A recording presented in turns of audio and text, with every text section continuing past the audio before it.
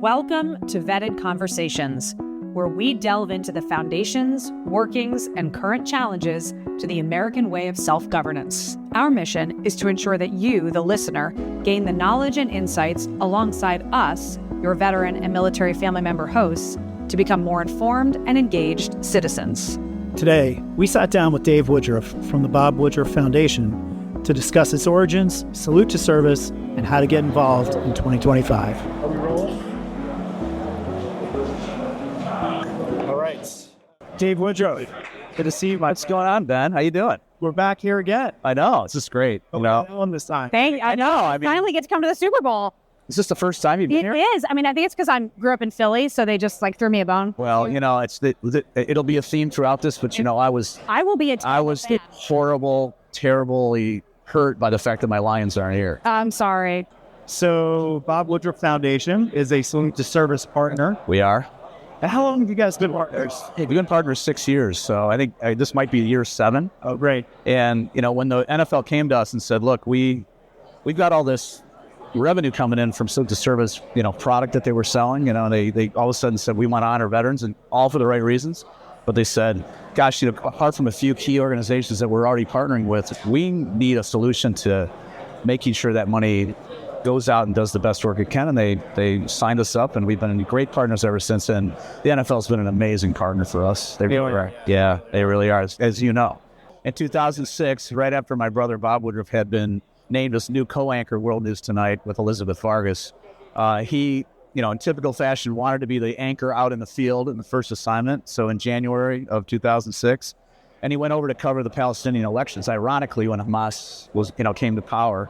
And when that happened, it was a big surprise. So they said, look, ABC said, and David Weston, my good friend now, said, look, stay there and, cover the reactions. You're going to have George Bush's State of the Union is going to react to that.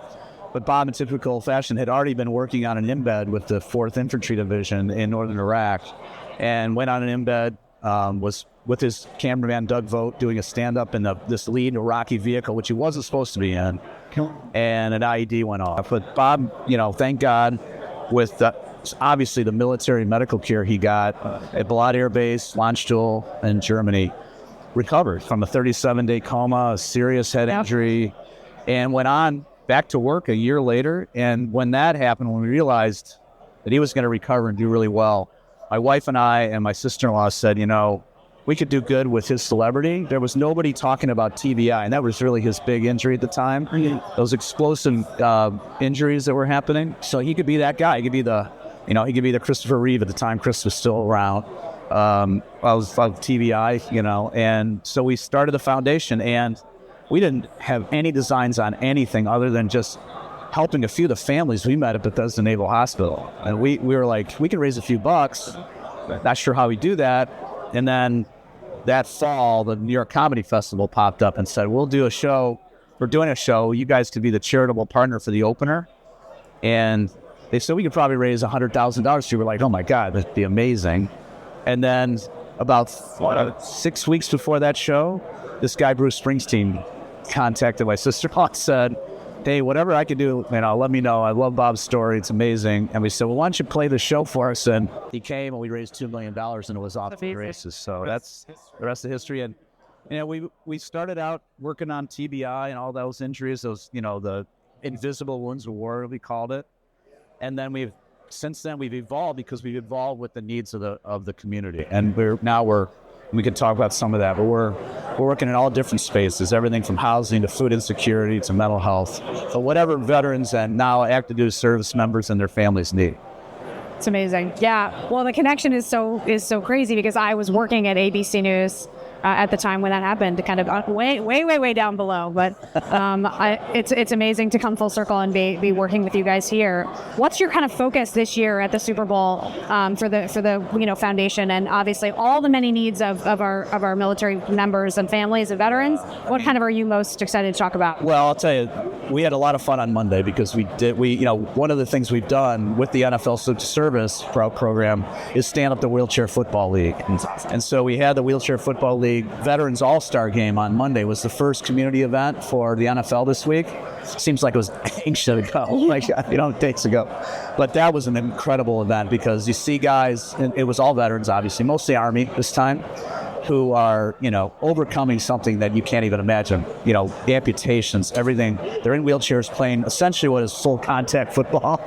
So we did that, and focusing on that relationship and, that idea of, I can get up from my injuries, I can do what I can become active again is a big part. And it's all about stabilizing people so they can have those successful futures. And we're going to be doing that. It all kind of ladders up to mental health. The mental health crisis, not only in the U.S. general population, but in the veteran population, is a crisis. It really is. And that's a big focus of our work right now and going into the future. That's awesome. That's great. Yeah. We got a chance to hang out with the winning quarterback yesterday. Yeah, John. John Briggs. Yeah, exactly. Yeah. And he, those guys, I've had this conversation with a number of these athletes now over the course of time, and they, almost to a person, especially the veterans that are playing the game, say if it wasn't for wheelchair football, they wouldn't be here. I've heard that multiple times. So, if you're looking for outcomes, that's a pretty good one. Yeah, correct. And I think what we're now really looking at is, how can we make an exponential impact in the community that we're serving? Bob is I love my brother, and he's, as Ellen knows, because he knows her personally, he's a real humble guy. This has nothing to do with, his career or anything like that. It is really all about trying to be the most effective organization we possibly can be. And for us, we have one program that we stand up, which we're proud of, that we actually operate, which is VIVA, our Veterans in Vitro initiative. Yeah. We've had 92 babies born to that program. It's really cool.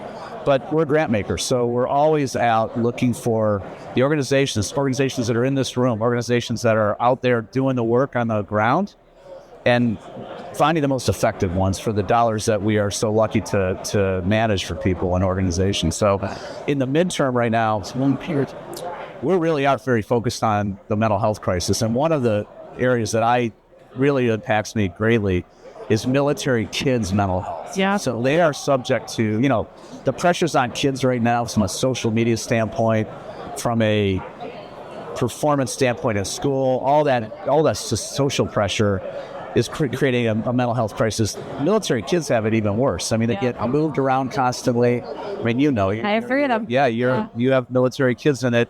When you PCS, when you're moving around the country, you have to have a set of friends. That pressure is really a problem. There's a RAND study about to be released that's really disturbed. Yeah. And it basically says that military kids military children are committing suicide at a higher rate than veterans. Yeah. That's just higher rate than veterans. And it's an inexcusable situation for us. And so we're working really hard in that space. We've got some dedicated donors. We're also working, with one of our great partners in Craig Newmark on cybersecurity as it relates to defense. And that's not a primary thing for us, but it is for Craig. And also with Craig's assistance, we're working in a lot of space in the natural disaster area. Yeah. What happened, you think about natural disasters, you think about what happened in LA 3 weeks ago. That's affecting veterans. You wouldn't think it is, but you can hear it's a bunch of billionaires. It's not. And so we're working in that space as well. As it turns out, veterans and military family members are kind of everywhere. They're everywhere. Absolutely. And you never, we were able to deploy that money very quickly there, down in North Carolina, down in Florida over the course of the last 3 years with the hurricanes, et cetera. So we're doing a lot of that work. But for us, we're also trying to be a part of the positive messaging about service, right? Because we're in a situation right now with recruiting that we can't afford to not support that, right? The VSO community, I think, has to be part of the positive messaging about military service being a thing that you should aspire to. It's a great way to get a leg up as you go into the workforce. So we're doing a lot of that kind of on the side of making sure that we're supporting not only those folks that are getting out, but the folks that are thinking about getting in, because it's a positive thing. And you're not, this messaging over years of, oh man, if I go into the military, I'm going to come out broken. That was just kind of permeated the messaging out there. That's not the case, and we're trying to support that. So yeah, a lot of long-winded answers. No, and it's true. It's true. And I mean, as an active duty spouse and a mom of military kids, I can tell you a funny alternative story about military kids that my 7-year-old, I've been traveling for these like 3-day trips with our organization, and her dad had deployed in her 7 years of life 6 times. Yeah. She had the audacity to tell me that my 3-day trip was longer than one of his deployments. And I was like, okay, girl. Yeah, you know, that's your daughter. So, yeah, she can exactly, talk to you like that. Yeah. But I think it's true. I think, we're the VSO community is in this hard spot of saying, well, we have to raise awareness about the real issues while also not making it seem like the whole story is negative. Exactly. So I think, one thing we're talking about here a lot is this idea that veterans and military family members are actually more likely to do all positive things in our country, continuing to serve, volunteer, run for office, all the things, donate money, be involved in community organizations. And that's actually the positive narrative, right? Like you can get out of the military, then go on and do incredible things. Absolutely. And that's what we're here to celebrate as well. Good, because I think it's critical, I think, just for the overall health of the military community, but also for the security of the country. Yeah. There's no doubt about it. Who knows where we're going with that. Yeah. None of us had military experience. My father served during Korea, but he'll tell you, he won't tell you now, unfortunately it's gone, but he will tell you would have told you that, he got drafted because he bailed out of college like 3 different times. He ended up being a radar technician in London during Korea. He never went to Korea. But those 2 years that he was in set him up for his career. He didn't know it. I mean, he ended up working for a Reliance Electric out of Dayton, Ohio, and was an incredibly successful sales guy because he learned electronics while he was in the Army. That's awesome. For 2 years. But we had no experience with it. So for us, when we started this getting involved with the military, we saw people who were heroes to us. Like literally, for my brother, guys like, Rocco Armando, who was his neurosurgeon, who saved his life basically. The guys that we have met over the years, like I met like Jim Pasquarette, his commanding officer, who, when he found out he was in a lot of trouble, he took his entire, he was the 3-star in charge or 2-star. He took his entire security team to Balad Air Base to see how Bob was doing. He got there, and they had run out of his blood type. And 3 of his guys matched. They did direct transfusions to my brother. We just found this story out this year. Wow. So for us, amazing. we're just like, we have to give back to these guys. We have to do this. And people ask us all the time, like, well, Bob could have just gone on with his career, like said, you know what, thanks guys, I appreciate it. I got a job to do. Wasn't in him. Yeah. What was in him was to do this and give back and make sure that I took care of the guys that he met over all the years from his time in Bosnia all the way through to Iraq. So it's been a great thing, and we want to see it continue. This is year number 19. It's amazing. I know, it's amazing. Thank you guys for doing, from all of us, veterans, military family members. How can we help you? How can the folks watching this? It's interesting because Any of your grantees? Yeah, I mean, obviously, I think for us, here's the other thing. This is going to sound, she's going to laugh at me because I'm ready. Ready. We don't have a lot of awareness. And the reason for that is, we're not a, retail brand of the Right. VSO space, right?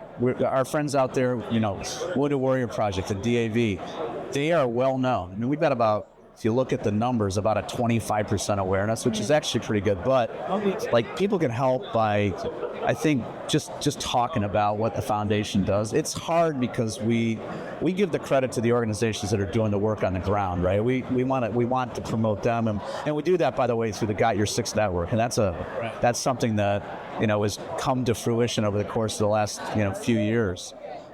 Thanks to Craig again.